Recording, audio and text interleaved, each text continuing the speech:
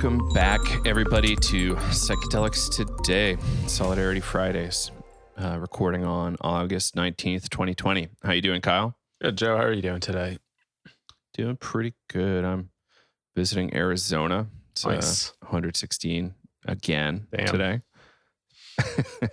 I'll probably go outside for a total of 4 minutes. It's pretty intense, but interesting nonetheless.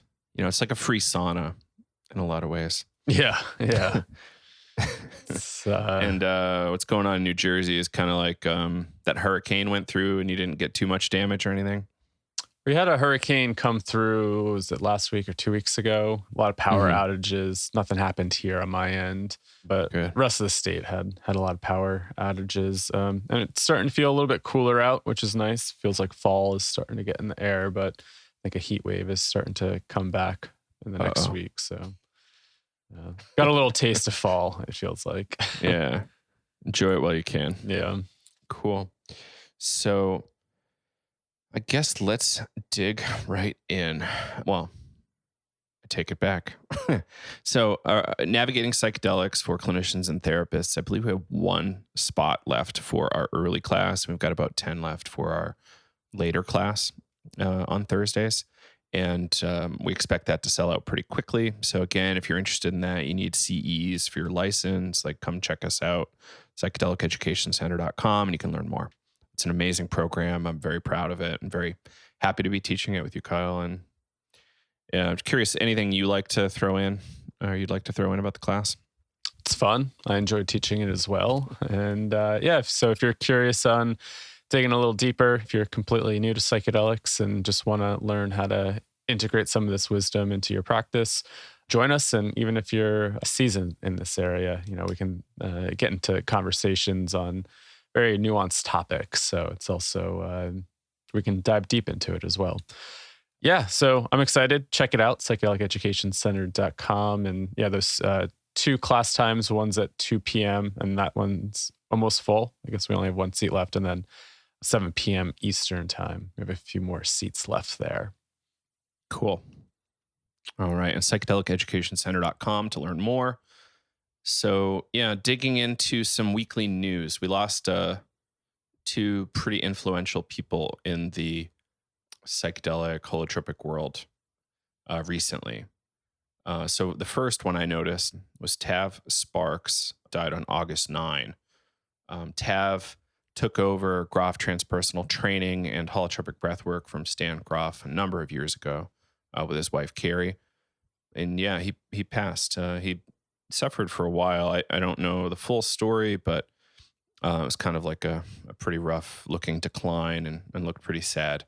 I know a lot of people love Tav. I never had the opportunity to meet Tav, though we did communicate via email a few times in the past when I was trying to get into the Grof Transpersonal Training program years ago. He was a avid screenwriter. He was a developer of this technique called movie yoga, which is pretty interesting. Just like how can we feel those holotropic states or make those holotropic states happen that are healing almost all the time. Like you don't have to go to breathwork. You can just watch a movie and have some substantial emotional movements and perhaps healing. And yeah, anything you want to say about Tav, Kyle? No, I mean, it's a shame that has happened. And yeah, it just feels like, I don't know, every year we're losing elders in the space, which I guess is part of life, right? And I guess as we get older, that's probably going to happen more and more. But yeah, I didn't really know Tav too well. I think I only had like one interaction with him at a breathwork session. And the one thing that really stuck out for me during that was he was talking about addiction. And how addiction is very ritualistic. And he was kind of digging into his own story there and just talking about the ritual around different substance use. And I just found that to be really fascinating, just thinking about how humans are kind of ritual making beings. And how people could possibly get sucked into the ritual of using drugs and how that is actually really hard to change or break free from. So I thought that was like a really interesting, piece of wisdom that he shared during this workshop. But other than that, I didn't really know him because, I've only been to a few of the actual Grof training, or the Grof workshops. Most of my work has been with the Gibsons up at Dream Shadow. I wish I got to actually go to more, but being a broke undergrad, I was going for the cheap mentorship model than paying a bunch of money for their long weekends. That was definitely outside my price range as an undergrad. So, but wish I got to learn from them a little bit more. Definitely. Right. And it's unfortunate we didn't get him on the show. We tried a little bit, but I forget why we fell off. And yeah, that addiction as ritual thing is interesting. I know a lot of people who have kind of stopped using, and it's like the practice of preparing the pipe, the practice of preparing everything. It's like not just necessarily about getting high. It's like the whole thing. Yeah. And they like have a romance around that whole thing. And it's pretty interesting. So it's like not just like the being high or the inhaling or whatever it is. It's like a lot more than that. Yeah. And that's, very interesting. Totally. So I wish Carrie Sparks well. I wish Grof Transpersonal Training well. It's probably going to be a tumultuous time for the organization. And yeah, hopefully that team keeps going. And I think they will. I think they'll do well. So another loss was pharmacologist Jordi Riba, who did a ton of ayahuasca research. I think he was born in Barcelona in the late 60s and was a professor at Maastricht University in the Netherlands. I think Malene Uthaug did a lot of work there and probably worked with Jordi. So she did. Yeah. I think he was her advisor at some point. I could be wrong about that, but I know that she did have a relationship. And this is the first time I came across Jordi, was conversations through Malin and whatnot. So definitely familiar with his name. European researchers, I don't know too many of them personally, but yeah, really thankful for Jordi's work. And he presented at a lot of conferences, a lot of scientific papers. And I think I noticed this. I signed on to Twitter at one point, and Robin Carhart Harris said there was a disturbance in the Force, Star Wars reference. And I'm like, uh-oh, what's going on? Like, he didn't link to anything. He didn't tell us anything. So later that day, a couple hours later, stories started coming out. Yeah. And yeah, it's sad. Like, this is a really tough year to begin with. And then to be losing people of these kind of statures is really, really complicated. Yeah. And hard. Yeah, this year, I guess in the psychedelic space, we lost Kalindi, Jordi, Tav. I'm sure there's others too. Yeah. That we haven't. Like, the underground is vast. Yeah. And yeah, it's tough. Yeah. So Jordi was an ayahuasca researcher, and Chakruna said he was one of the first scientists to bring ayahuasca into the lab. So super fascinating. Yeah, it's important. I wouldn't be surprised if he was one of those people doing a lot of the freeze-dried ayahuasca research to have somewhat standardized dosing to make it a little simpler to do modern research on it. Yeah, not too much more for me to say about Jordi, but sorry to hear he's gone. And yeah, as we learn things, we might share it on the show later. Yep. Yeah, it makes me want to dig into his research a little bit more and get a little bit more familiar with it. Absolutely. So much going on. It's so hard to keep up with everybody. It's impossible. You and I both heard that there was a 60 Minutes segment, which is a big U.S. broadcast for news weekly. And Anderson Cooper, I think, again, did some journalism on psychedelics, and neither of us watched it. So I don't know if it was good or bad, kind of like a hit piece or a puff piece or somewhere in between. But what you and I did get to do is watch this really cool and I think well done piece on ayahuasca in this kind of documentary series called Unwell, about the wellness industry in general. Like, the wellness industry is like $1 trillion plus industry, and a lot of it doesn't have great data behind it. So, just because something doesn't have data doesn't mean it's not helpful. Like, just because we don't have data on ghosts doesn't mean ghosts don't exist. It's just we can't speak about them in a particular way, right? Comfortably and in a rational way. So I don't know. What were your impressions on this documentary? I thought it was great. I thought they did a great job, kind of with some cautions, some promises. Yeah. What episodes did you dig into? Just the ayahuasca? I only watched the ayahuasca one. Cool. Yeah. Yeah, I don't remember how I stumbled across the series, but I guess people were just sharing it around on social media. It was getting a lot of press last week on social.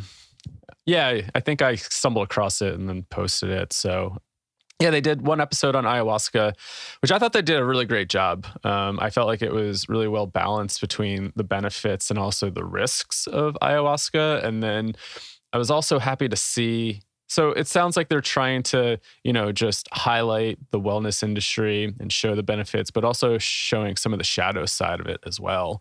And in the ayahuasca episode, they were showing some of the shadow side of Western tourism down in Peru and how that impacts the communities.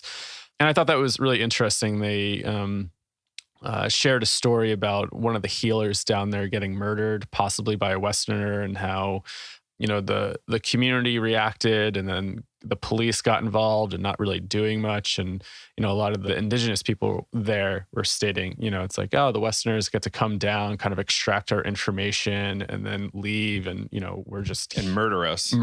And we're get away with murdering us. We're just... Get away with it. Yeah, we're just here to pick up the pieces. Nobody's here to help us. And it's just like, yeah, they just come down and extract, and then that's it. Right. Not even having the government there be there for them, to protect them. Yeah. Which is really like the function of a just government, is to protect the people and their interests. Yeah.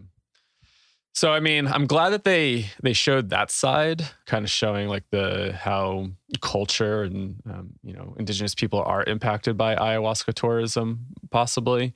So I thought that was really important to highlight. And just hearing some of the words of like, when we've talked about this, like extracting information and, extracting the medicine out of these cultures. And then, what do they get out of it? Sometimes nothing, right? They're just kind of left in the dust.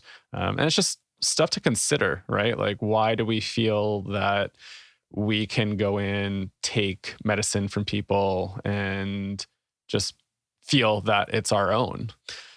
Yeah. And that we can do whatever we want with it. Like, why are we that privileged to do that? I really liked the part in that section about traditional use versus modern use. Mm-hmm. Like traditional use, I don't know, like I kind of have a little bit of a hard time with it because I know there's so much diversity in the movement traditionally, but like the shamans being the one that drank ayahuasca Mm-hmm. and did the procedures on people in the spirit world, as opposed to like, oh, everybody can be a shaman now. It's like, well, maybe, but do you really want to put in the hard work to like understand all this stuff and operate in that way? Mm-hmm. Most people don't. And it's just really interesting to watch how markets like have changed the practice. Yeah. And you saw the huge scale of manufacture down there. It's Mm-hmm. really interesting. And then shifting it to the US, like it talked about Soul Quest a lot in Orlando. And we've chatted about them a bunch. And you and I got to meet the leaders of that group at the Phoenix conference last February 2019, I think. Yep. And yeah, he said the same thing. Like they filed their legal paperwork with the DEA and never received a response. And that might be old news now, but yeah, they're operating as if they're totally legal, which to me is really scary. Like it's not necessarily the case that the government said, yeah, sure thing, we're never going to break in here and arrest everybody. And, we've heard stories of clinics getting raided by police in other countries. So why not here? Right. I get nervous about it. It's probably because the lawyers are too good and it's going to cost the DEA too much money and they're not really going to get much out of it. Like that's my guess. Right. Also, there are some religious reasons, like their Soul Quest leaning on the UDV and Santo Daime rulings to say we're also a valid church. I don't discount that constitutionally that's legal and justified. I just discount the fact that federal and state agents wouldn't come in and bust it up. Right. Yeah. I don't know. Did you have any thoughts on that whole scene? Yeah, I thought it was interesting that Chris, the owner, did mention about the harms of ayahuasca and that they did bring up the death that happened because that didn't get much publicity. I know we might have mentioned it here or there, but I feel like it didn't get that much publicity, like within the psychedelic world. I don't remember too many people reporting on it. And so it was interesting to hear some of the updates about what happened there. And I remember I did, no, maybe I forget when that happened. I think maybe And they claimed it was from drinking too much water, right? Not like a drug interaction or anything. Yeah. And I know there was like, I don't know, different theories and claims going on. You know, was it a mixture? Were they doing ape or nunu, or were they doing combo down there? Or they stated too much water, but they just like stated, risks, things do happen. Like there is danger here. And then I thought it was really ironic that, they were talking about all this stuff, and then, they were down there filming a ceremony, and somebody had a seizure, I believe, and had to get taken out of the ceremony and go to the hospital. And, that's got to be really terrifying to be in ceremony and watch something like that happen. So I was just really surprised that happened during their filming. It's like, oh, what are the chances of that happening while they were filming this? Right. Like seizure isn't really something we hear with healthy individuals going into ayahuasca sessions. Like that's pretty rare. But, we saw that in Oakland at Science 2017 with the Lucia light machine. Like I don't know if that was a specific brand, but it was one of those visual flashing light machines. And like we saw a seizure there. And these things happen. Mm-hmm. Like seizures are just kind of part of being human, I think.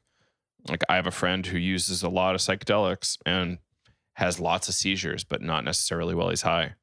So it's like, should he be? He still does. I don't know. Yeah. Does a lot of other drugs too. So who knows what's going on there. But, it's just, this is being human. Seizures happen.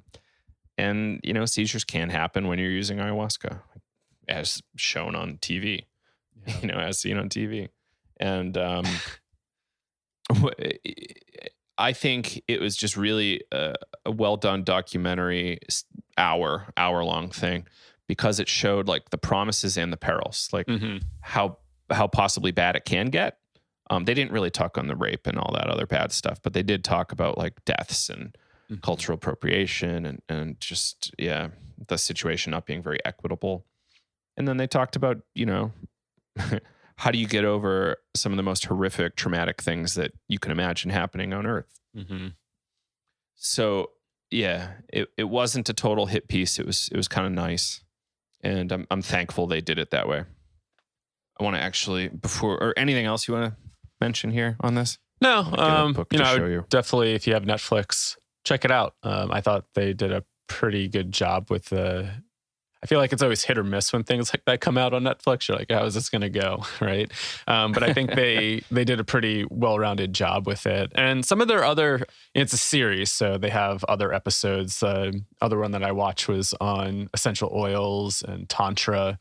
And I forget what some of the other topics are, but it's a really interesting series to check out. So definitely encourage folks to check it out, especially the ayahuasca episodes. And while we're still on ayahuasca, I just got this comic book mailed to me by this dude, Daniel Moeller. Cool. Called Mother Vine. And just finally got around to reading it. I've had it for a month or two now. It's really nice. It does a really good job using visual art and some storytelling to kind of describe how ayahuasca feels to some people. Like the stretching, the moving, the entities you might encounter.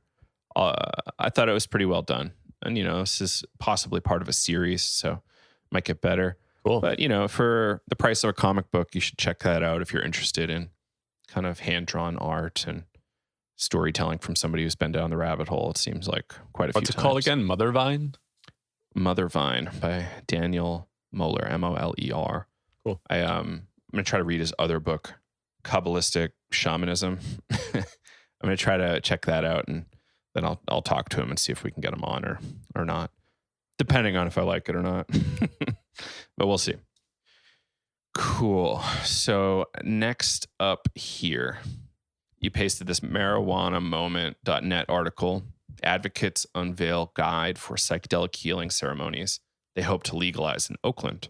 And we've been kind of hearing about this plan for a little bit now, where folks want these sessions. Now that they've decriminalized the psychedelic plants, decriminalize, the psychedelic plants. They want to straight up legalize these ceremonies in Oakland. Do you have any kind of like takeaways or commentary on this?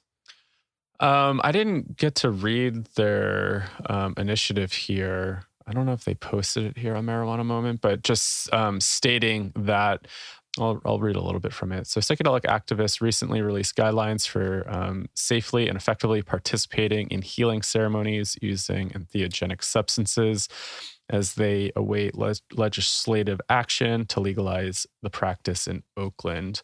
While draft ordinance allowing psychedelic healing ceremonies has been submitted, they don't have a hearing scheduled at the moment. So this was, I think, streamlined by Decriminalize Nature. So I'm really excited to see what happens. They said these guidelines should be reviewed by the individual facilitator and participating community organization when deciding whether to have an entheogenic experience. So the group's first couple points place a strong emphasis on education. People should learn about specific entheogens they plan to consume. Each one has a different protocol and unique wisdom, varying duration, and pre and post care practices that should be considered when dealing with entheogens. So, yeah, I wonder what that looks like if they're going to legalize it, right? Would that allow for ceremonial spaces to pop up more? Like, would people be able to advertise that, right? I mean, obviously it's going to be a city ordinance, and could the state or feds come in, and would it, it doesn't sound like they would be under some sort of religious freedom act. So, could they be at a higher risk there? I don't know. But I don't know. It will be really interesting to see how this unfolds. Yeah, I think people still have to realize that, yes, while we're making these things happen at the city level, we've still got a long way to go. Like, cannabis is still not federally legal. So if you're smoking weed on a state or a national forest or a national park or something, you might be liable to federal rules rather than your state's rules. So, like, it's kind of a big situation still. And yeah, the states and the feds could still come in and crack down. So, if you just really getting brazen and bold, like, think about what happened to, what's his name? Cole Milner in Denver. Like, yes, mushrooms were decriminalized, but doesn't mean the DEA or whoever can't come down, and crack down on you. So it's, I'm hopeful, but I'm also cautious. Like, just please keep your privacy settings up, like communicate over encrypted means and whatnot, and try your best to stay safe. We don't want more political prisoners taken in the drug war. We definitely do not need that. And you don't either. You might think it's cool to be a martyr. It's not. It's not really great because people will miss you. So good luck, Oakland. Next up, also from Marijuana Moment, I saw Tom Angel post this on Twitter, written by Carl Yeager. Title: Top state cops tell Congress to legalize marijuana as new poll shows strong voter support. Start of the article: 4 state attorney generals and about 50 other current and former law enforcement officials sent a letter to congressional leadership on Wednesday endorsing a federal marijuana legalization bill and urging that a vote on this legislation be held in the House floor next month. Poll came out showing that 62% of likely voters, including 60% of Republicans, support this bill and its provision. So this could be a really interesting thing. Like, I'm hopeful. It could be really nice to see legalized cannabis at the federal level. I'm sure some moneyed interest groups are lobbying for it, but I'm also sure that there are some moneyed interest groups fighting it quite strongly, right? Like private prisons and alcohol companies. Like, when cannabis gets legal, alcohol sales go down. So, like, why wouldn't they, from a purely business point of view? So, hopeful. It's a nice bit of news. Glad to see kind of bipartisan support here in the States for that. It's about time. It's about time 20 years ago. Yeah. Yeah, I'd say it's about time. I mean, like, yeah, I mean, I was just talking to somebody about this and just thinking about all the states that have recreational or medical marijuana and Mm. just thinking, luckily the feds have been pretty good about states legalizing and respecting state decision. But just even to like think like, wow, cannabis is still a Schedule One substance federally, right? And that's kind of mind blowing. It's like as states are changing, like why is the Fed taking so much longer? I mean, obviously, it's more conservative type of entity that's going to take a while to change. But what more than like probably half the country has some form of legal cannabis, whether that's recreational Yeah. or medicinal, and to still have it federally a Schedule One substance just makes me scratch my head and go, yeah, what's going on here? It just doesn't make much sense. Right. Money and religion and, the leftover baggage from the drug war. Like a lot of people believed reefer madness. And, a lot of people believed that crazy stuff that was coming up when the term marijuana was kind of coined. It was to make it racist and what was this book? Chasing the Scream by Johann Hari. And it talked about Anslinger, who's kind of like the original public architect of the drug war, talking about like, how do we make this a race thing? It's insane. So I'm just happy to see that things are slowly moving in the right direction. The population seems to be more sensible now than it was then. Partly because you can't lie to us as easily as you could before. Right. There's not just 2 media outlets. There's like 400. and you got Seth Rogen talking about his new, have you seen this? Seth Rogen, the comedian's like saying, let's fight coronavirus by staying inside, smoking weed and watching movies. like, like a really popular comedian like that saying things this publicly. Yeah. Like that's got to be really helpful. And Snoop Dogg, I was watching this thing with, we watched some cooking shows, and David Chang, who runs a gazillion restaurants like Vegas, New York, wherever else, and wrote a great book, Momofuku, which is the name of one of his restaurants. He was hanging out with Seth Rogen in Vancouver, and they're smoking weed. David Chang could only do one hit, and Seth Rogen could go the distance, which was horrifying. And said he was hanging out with Snoop Dogg at one point. I said, you roll the best joints I've ever seen. It's like pretty great praise for Seth Rogen. So that's your trivia for the day. And I think that was Ugly Delicious. And they kind of did a lot of comparative stuff, like why is Asian food looked down upon when European food is like put up on a pedestal? Like some Asian foods are just as good, if not better, than like top French cuisine. And they were smoking weed. So it was like kind of cool. So what do we have up next, Kyle? I think that was kind of it on some of our Self-care. Yeah, our news highlights. I'm sure there's. Oh no, you know what else we had? We didn't touch on. There was something in our Facebook group about. Yes. Yeah, you want to read that? I don't. If you have that up there. Yeah. So, a company called, I think they're called Bright Minds, tweeted that they're working to develop a drug that reduces the trip time from 4 to 6 hours to 60 to 90 minutes. So here's the name of the company, Bright Mind Biosciences.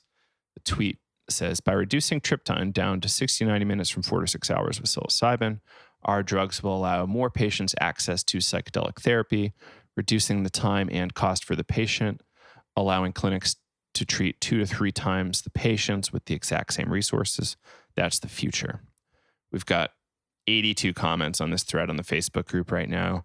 Some people are going like, typical, this is what American business does. Other people are saying, well, one notable person who's been on the show before said, this is a game changer for the dark markets. Like imagine a 60 to 90 minute tryptamine. Like that would be pretty amazing. It would sell like hotcakes, of course. Brendan Patrick Burns, who's affiliated with Cluster Busters, said this would be really great for headache disorders like cluster headaches. Like I know people that have to take like an extreme mushroom dose just to keep their headaches at bay. And they don't necessarily need that, 4 to 6 hour trajectory. They just need an intervention for their headaches, right? Why not have more options? And I saw some other things like, how groundbreaking really is this? Like we see Like this is kind of a trajectory for some forms of oral salvia. This is, some drugs do this trajectory already. Like ketamine has a similar trajectory. Smoked 5-MeO-DMT, 8 to 15 minutes and can fit into a nice, convenient therapeutic hour. So we've already got these things. And that's kind of one of the things that gets me a little cranky is why on earth do all these organizations kind of just make these claims? It's like doesn't seem to me to be that necessary. And it seems a little redundant kind of. It's like, okay, we've got all these things already. But I think that's just what business and business marketing and journalism does. It's like, oh, look, we've got this cool new thing. And it's only because people don't know the story with the rest of the things. Right.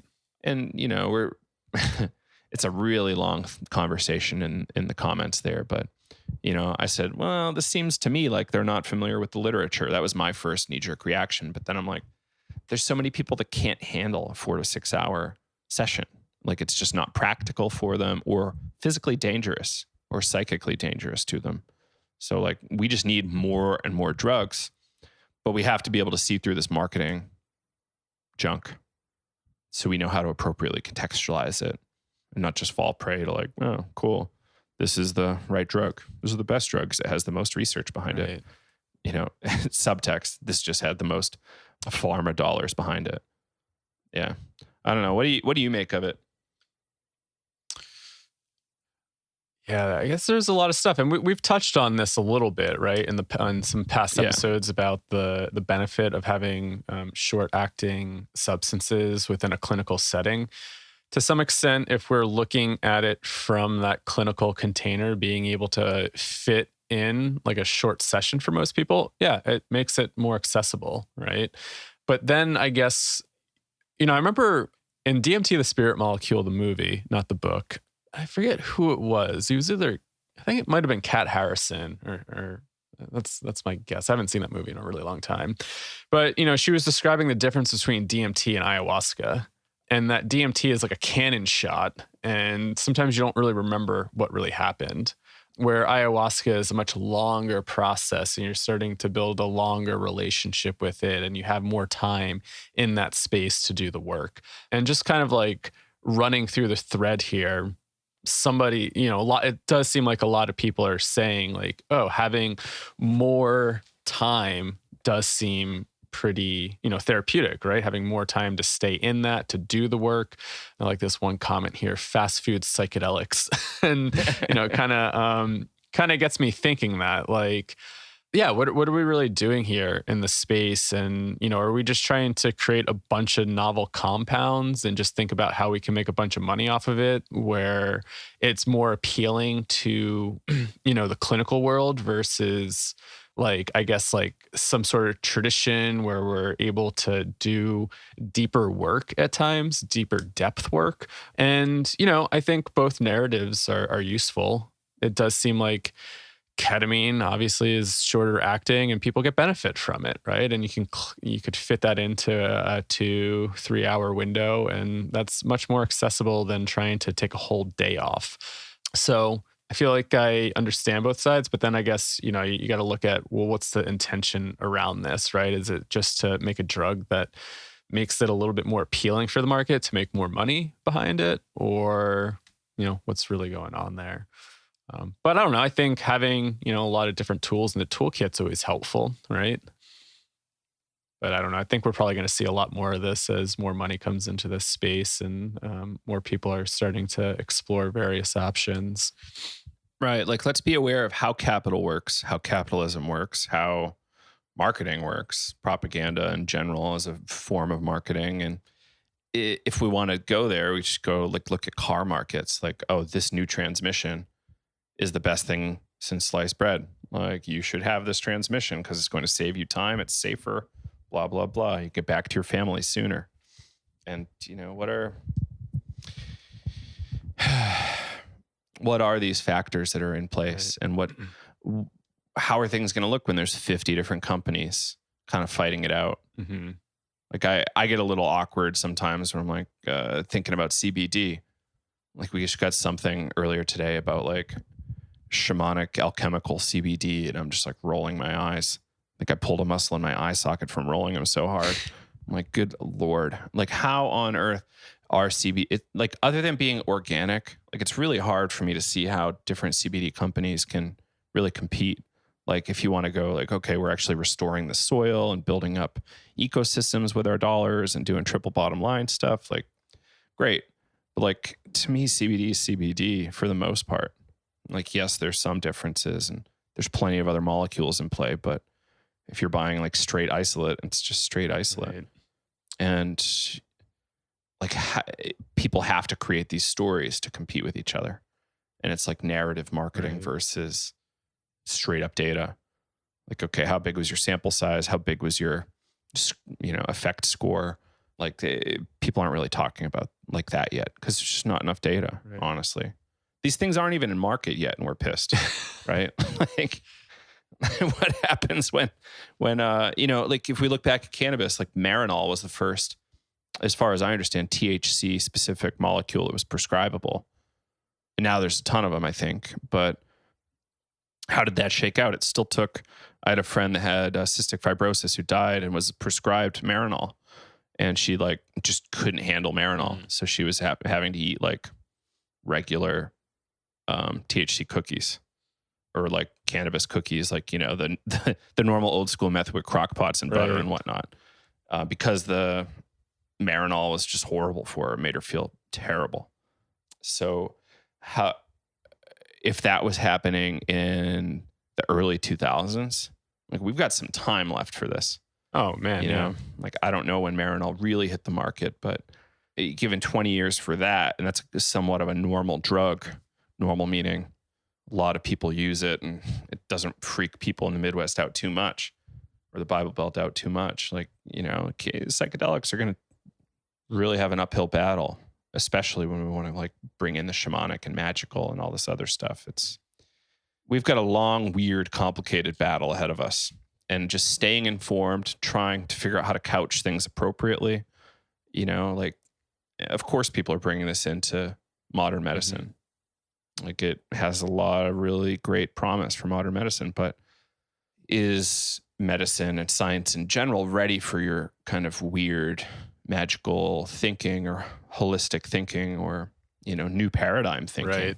Like if you're kind of trying to like include and transcend science with the new paradigm of connection and everything else. Yeah. So weird story. I was happy to see how much action we got on there. I saw the post, and I'm moderating all posts now in the group, like so drug dealers can't just try to sell whatever on there. So I saw it and I'm like, this is weird. What's this? But it was Eden Woodruff from Portland put it up there. And I was like, what? This actually is pretty insightful. Let's actually post this. And comment war ensued. It's great. Yeah. So I'm happy that we got that much engagement. Yeah, and there's some like good comments here, which makes me think about as a culture and a society, and I guess like the world that we live in. Is fast and accessible always great? I see some people here saying like very American, let's rush, make things more efficient and quicker. Somebody else said it's like the psychedelic equivalent of a quickie. Might get the job done, but misses deeper and more meaningful relationship, connection, and experience. That was a great comment there. It's interesting too. These are the more mushroom people versus the more 5-MeO DMT people, right, which I think is really interesting. Right. Like they kind of understand that you need that long arc like we have in breath work or ayahuasca or whatever else to really work through depth material appropriately instead of just kind of like, yep, sure, all done.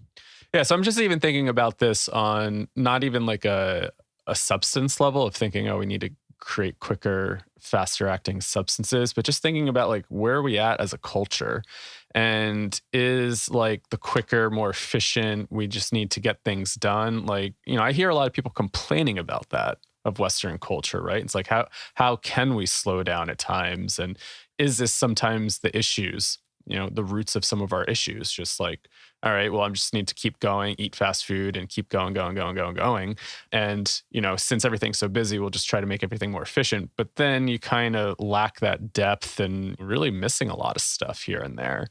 So I don't know, it makes me think about just like some of the roots in our maybe cultural issues. What is it like to slow down and build a deeper relationship with nature?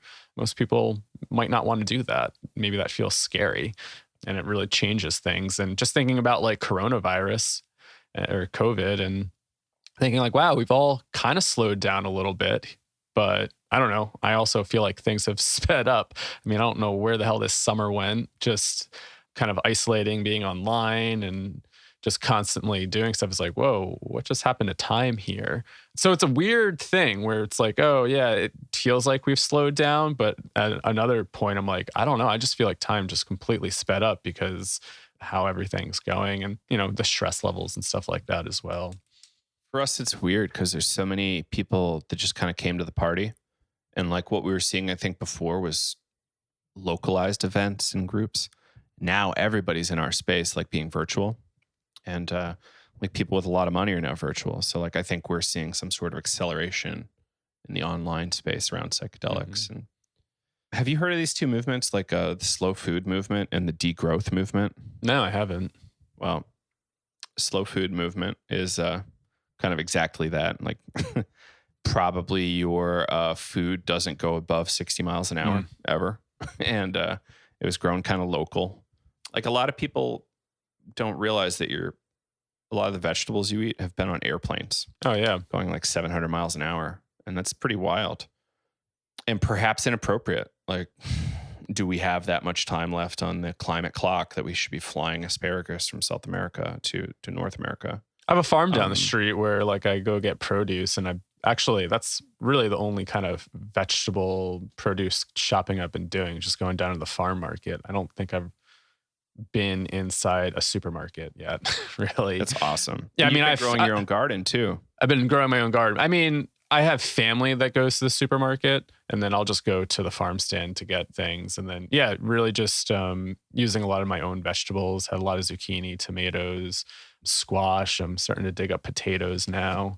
And just thinking about when the farm market opens every year, that produce comes from all over the place. It's only like a fraction of their actual produce that they sell. And, the rest until everything comes in season.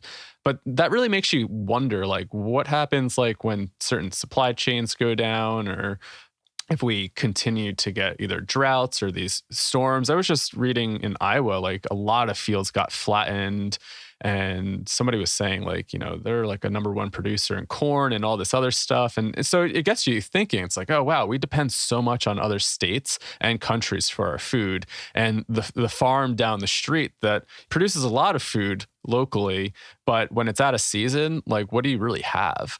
Not much, because we really depend on, food coming from down south, California, and this and that during outside that season. So yeah, I don't know. Yeah, interesting to really think about. So your thoughts on like what you were saying before is like, do we really need these fast solutions? I think on one hand, yes, because some people are definitely going to kill themselves tomorrow. Definitely. At least 22 plus veterans are going to kill themselves tomorrow, which is horrible. And today and yesterday and, every day until we have some sort of good intervention or the numbers go up. It's really tough. But also no, like, are we just slapping a Band-Aid on and saying like, cool, go get sick again? Like I have a friend that, whenever he's been out of work for a while, and whenever he thinks about getting a job, he like gets nauseous, like stressed out. And it's like, like, let's take a moment. Let's take a quick pause and go like, am I living right? Am I healthy enough to be doing this? Like we are going to die someday. Like, let's take a pause and go like, remember that life is temporary. Mm-hmm. To the best of our knowledge, we're not coming back for another round. Mm-hmm. So like, am I doing this thing right? Yeah. And, I think about just like these quick fixes and kind of coming back to the relationship. Like, something I wanted to touch on today was self-care. So I recently had a friend that passed that they took their own life. And, this is somebody that was studying to be a mental health professional. They were super into all sorts of healing modalities. And, they were really pumped about ketamine. I chatted with her about coming on the show because, she said that she was part of kind of like the early crew of people that were getting treated with ketamine for a lot of different stuff. And, it just really makes me think like, what's going on now? Like, yes, we can have these magical transpersonal experiences. And I haven't chatted with her in a while, but so I don't know what's going on. This is somebody that has been suffering PTSD and a lot of different stuff, and compounding with isolation right now. Mental health is going through the roof. So it brings up this point for me where it's like, yes, psychedelics can do magical healing at times, but if I think something that's been coming up a lot recently, especially with this isolation, is community and having a good community around to get through hard times. And so when I think about these quick Band-Aid substances, oh yes, you can just do your healing. It's like, well, this is where the integration comes in, right? Do you have that support network? Are you living a life that feels like it's in balance with how you want to live? Are you surrounded by good people? Are you surrounded by that community? Are you taking care of yourself? And I don't know, I think you can do this work and have very transformative experiences, but people bounce back. I mean, I've bounced back plenty of times. And yes, I've had very mystical, transcendent experiences, but, sometimes it doesn't stick around very long. And there's bits and pieces where it's like, oh, I can hold on to that little nugget, but life happens and life starts to, beat you down a little bit again, and things start to unfold, and, you kind of find yourself back in certain situations. So, hearing that news just really kind of hit me and I was going, here's somebody that I would consider a healer who's probably clung to that archetype of the wounded healer, somebody who's been through their own experience. And when we think about, typical people that get into this field, usually they've been through something, right? And that's why they kind of get called into this work. And what are we doing to just take care of ourselves during this really tumultuous time when things just seem so activated? Maybe you aren't having your in-person physical connection, and how important that is for the human species, right? We're social beings, and being on the internet and having distance relationships aren't always nourishing. They're helpful, and I find them nourishing at times. But, when I've been hanging out with some people here and there outside, and I'm like, oh my God, we need physical connection with folks, right? And I think physical healthy connections, and just how important that is. And so when I think about we'll make things more efficient, we can just do everything online, we can do this, we can do that. Is that really healthy for the human species? Yeah, it could be more efficient, but what type of psychological impacts is this having on folks down the line? And say at times, right? At times, your critique of telehealth is I think important. Telehealth can be life-saving, but being able to be in the room with somebody, 2-3 feet away, that's a way different thing. Your skill is different, and your impact, I think, on the person is different. I don't know. Yeah. What do you have you thought about that lately? Yeah, I mean, I love the accessibility, right? I mean, technology makes it more accessible. And, we're just all dealing with a lot of different stuff right now. I mean, people are still unemployed, dealing with and mental health is on the rise. I just saw somebody post something mental health among young adults is just going through the roof right now. And just the uncertainty, and how much uncertainty a lot of us are sitting in. When is it going to be okay to return to quote unquote normal life? When can I go do this thing? I was just on a meeting today about trying to plan this philosophy of psychedelics conference, and we're is there going to be an in-person component? Is it going to be all online? And then, Lenny's chiming in saying, we're probably not going to do any breath work until 2022, until it's feels safe enough where we have a vaccine, and, we know that it feels safe enough to do so. And so it's whoa, sitting in all this uncertainty and all this chaos, yeah, it makes sense why a lot of people are starting to struggle now, because it's is this ever going to end? Can we go back to doing things that make us feel good without feeling there's that little thing being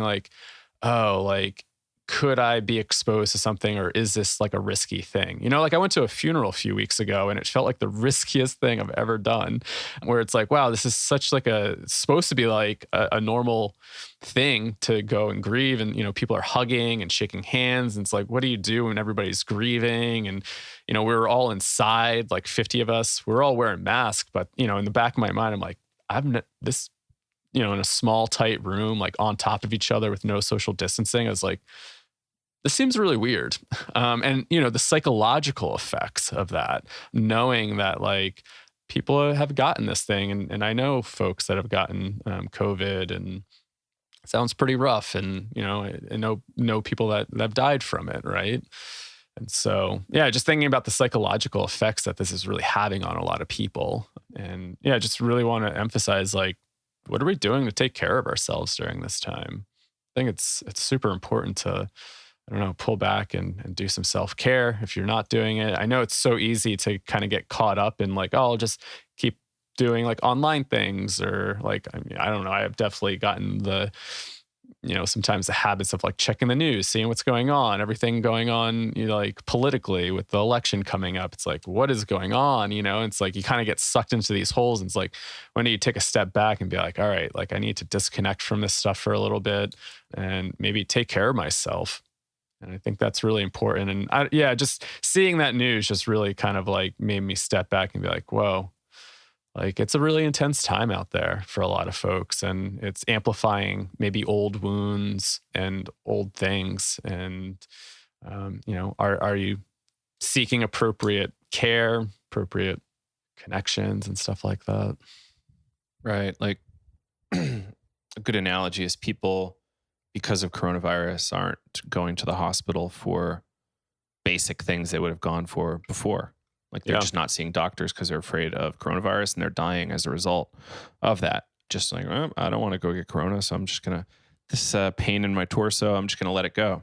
And that's pretty crazy, but it's happening a lot. Like I know a number of doctors that have reported this to me, and it's unnerving.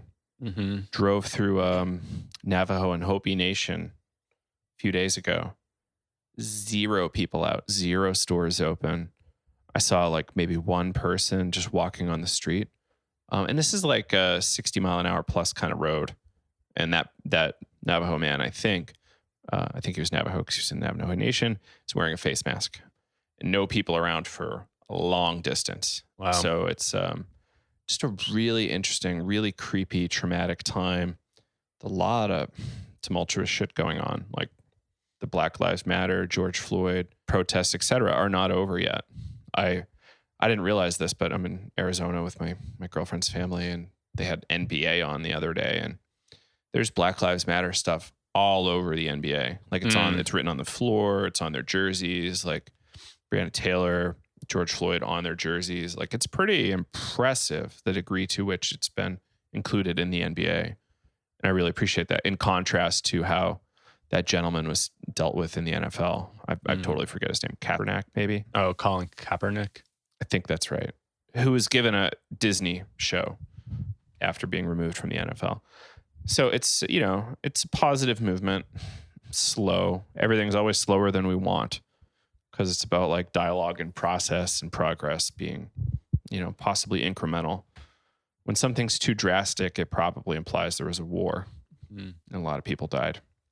A lot of people are dying. So that's why it feels so desperate. And I just hope we're able to do that and keep progressing safely, slowly, figuring out how to take care of ourselves. Maybe it's, I don't know, going for a walk in the woods, figuring out a self-care practice like yoga, qigong, tai chi, trying to get some fair exercise in, stop eating junk at McDonald's, like eat some real food, and try to get some healthy, good, deep relationships going. Feel really bad for people who are totally alone. Like I'm sure there's people who literally haven't seen folks in months. Yeah. That's crazy to me. I think Raja Ram, I was watching some Spangle videos on their Instagram the other day. And Nice. Raja Ram looks like he was in total isolation for weeks. It's intense. Unbelievable. I think he went to his gate to like leave his house, and he just said, nah, I'm going to go back inside. And just like stayed inside again for much longer. Wow. This is unbelievable.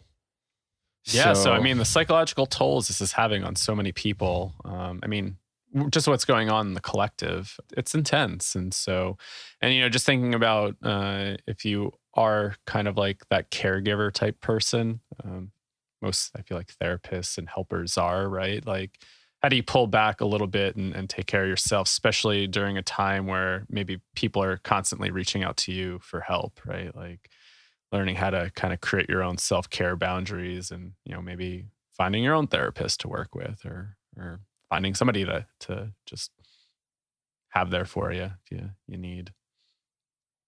Yeah. Yeah. It's tragic yet amazing. Endlessly interesting. Like we receive a lot of really scary emails, like people who are at the end of the line, like mushrooms are my only hope. Can you help me find somebody? It's like, no, not really. I'm sorry. Someone wanting end of life assistance. It's like, we're not able to give you mushrooms. I'm sorry. You might have to find them somewhere else, but I totally sympathize with them not being able to get access. Not like they had it before, but it's even harder now in a time of COVID when you can't travel internationally or elsewhere, you know. Mm-hmm. Scary shit, but we'll, as a species, get through it. Like individual tragedies don't usually slow down the machine of human progress. Yeah. And we're going to see a continually exciting series of events, I think, for the next 70 years. So I don't think you and I in our lifetime, Kyle, are going to get bored.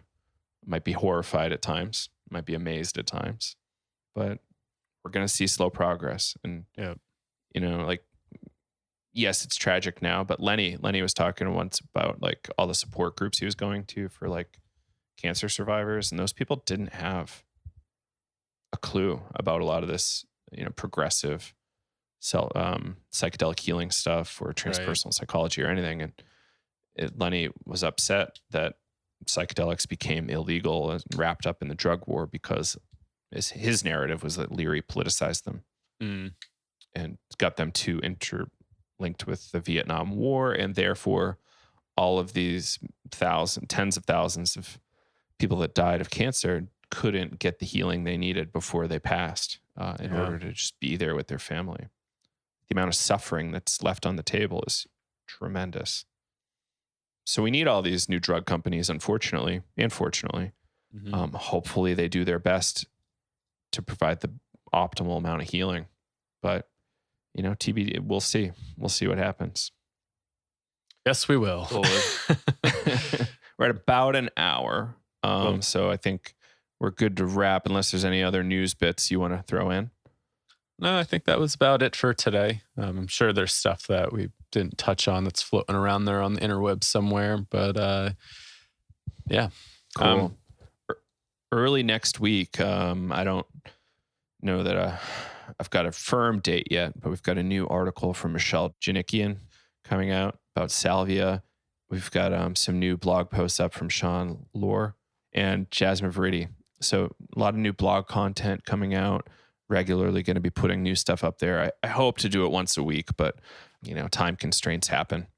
And yeah, really exciting stuff. Happy to be doing written content. And I think potentially something about Claudio Naranjo. Oh, cool. Really wow. Nice. Yeah. TBD on that. And yeah, what else? Psychedeliceducationcenter.com if you want to learn about our educational offerings. Will people on Friday still be able to get the early bird price in the Carl Jung and Psychedelics course, Imagination is Revelation? Oh, good point. Maybe Friday will be the last day. We actually went over our early bird. So call it Friday midnight. We're going to change the price. You save a whole bunch of money. We went a little over our early bird, but that's we got a little delayed on video editing, which is okay. Yeah. And then September 17th, we kick off our next 2 classes of Navigating Psychedelics for Clinicians and Therapists, an 8-week live supported program with tons of material you get to work through, and then you discuss with us and the whole class when we meet for our 90-minute courses. And it's just an amazing thing. People love it. The testimonials are spectacular. You can read them all on the site. Again, psychedeliceducationcenter.com to learn more. And if you want to support us, small monthly donation, like as small as $2, you can go to patreon.com/psychedelics today, or just leave us a review on Facebook, iTunes, your podcast app, wherever. We just love it. Or share some of our content. Tell a friend. Yeah. All right, cool. Thanks a lot, Kyle. This is really fun. All right. Thanks, Joe. Yeah. Thank you, everybody, for listening. We'll catch you next time. Yeah. Psychedelics Today signing off. Bye-bye.